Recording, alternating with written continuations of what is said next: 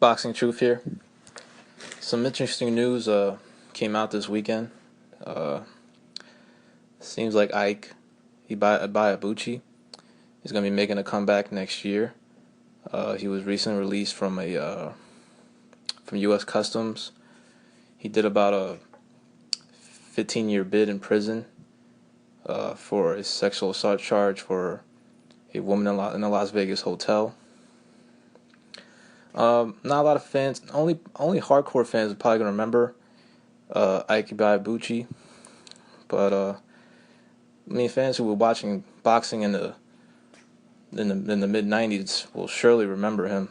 He was a promising heavyweight coming up in the mid '90s. He's from Nigeria. He was 20-0, 15 knockouts before he went away to prison. He had two notable wins against Chris Bird. He knocked him out in 5 rounds, gave him his first L. And he had a great win over David Tua. Gave Tua his first L in their terrific fight back in '97. One of the best heavyweight fights I've ever seen. If you haven't seen it, check out the highlights. Ibeabuchi versus David Tua.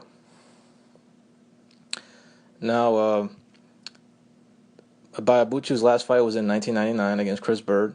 He was on the verge of a title shot, but because of the incarceration, the title shot never came. He did 15 years. He was released from a Las Vegas prison, I believe, in February of 2014. He was held at a U.S. Customs Immigration Center until last month. He was released last month, and the surprising news is that he's going to be making a comeback. He's 43 years old now. So it's been 17 years.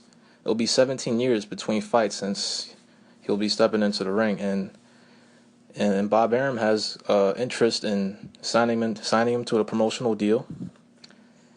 Ibeabuchi just has to pass some physical tests just to see if he's all right. Check out his brain, his body, and once he gets licensed, if he gets licensed, Bob Arum will sign him to a promotional deal. And Ibeabuchi, he's already signed a deal with advisor Michael Kantz. Michael Kantz is the longtime advisor for Manny Pacquiao. He sought Manny's advice on signing Ibeabuchi, and Manny told him that every man deserves a second chance. Let's see what he's got. And Michael Kantz ended up signing Ibeabuchi. Ibeabuchi would like to return on Manny Pacquiao's undercard for April 9. Looks like Manny's fight's going to be at the new Las Vegas Arena. There's still no opponent. Bradley and Broner appear to be the front runners. And Ibeabuchi is targeting that date to be on the undercard. And Michael Kantz has no problem putting him on the undercard. I've been wondering about Ibeabuchi for a while.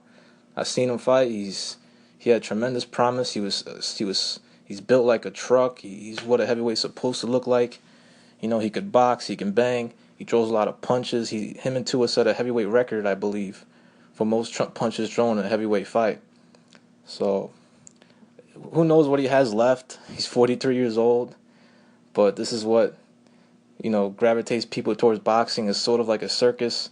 We're gonna see if it's gonna bring viewership. People that are aware of Ibeabuchi, they're gonna be interested to see if he could make some noise in the heavyweight division. Shannon Briggs is still doing his thing. He's traveling the world, making a name for himself. Let's go, champ. And he's 44 years old, and he still has some left. He just needs an opportunity to show that. But no heavyweight's willing to take that risk. Nobody wants to get beat by a 44-year-old fighter. So Ibeabuchi is going to come back, and Bob Arum is he's going to roll the dice, going to give him a shot because he has experience with this. He was the one that promoted George Foreman's comeback for when he his second comeback in '89 after 8-year layoffs, and he was successful with Foreman. Let's see what he can do at Ibeabuchi. Top Rank and Bob Arum are the best at matchmaking They know how to put him in the right fights to get him ready for a real fight, a world title fight perhaps.